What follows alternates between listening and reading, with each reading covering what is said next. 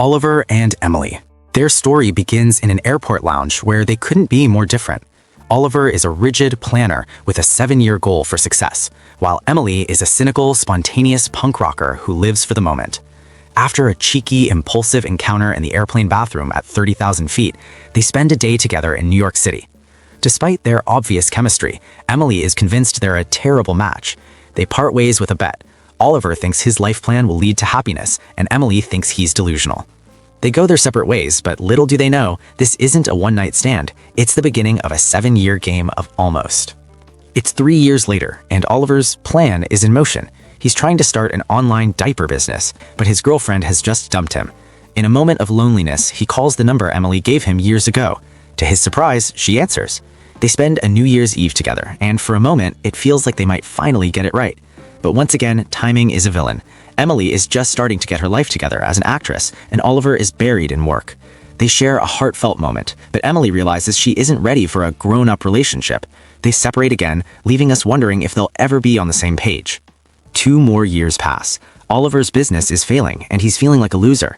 He shows up at Emily's door, and this time the roles are reversed. She's the one who's successful and stable, and he's the mess. They take a spontaneous road trip, which leads to a beautiful, quiet night in the desert, where they take photos of the stars.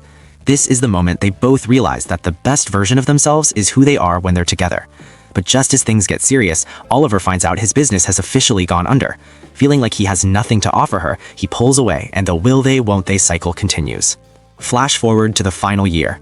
Oliver has finally found success in a new venture, and Emily is engaged to a stable man who is the polar opposite of Oliver. When Oliver finds out through a mutual friend that Emily is getting married, he realizes his 7-year plan was missing the most important part. In a classic rom-com grand gesture, Oliver shows up outside her apartment. He doesn't have a ring or a speech, he has a guitar and a very questionable singing voice. He performs an acoustic version of Bon Jovi's I'll Be There For You, making a fool of himself in front of the whole neighborhood just to show her he's finally ready to stop planning and start living.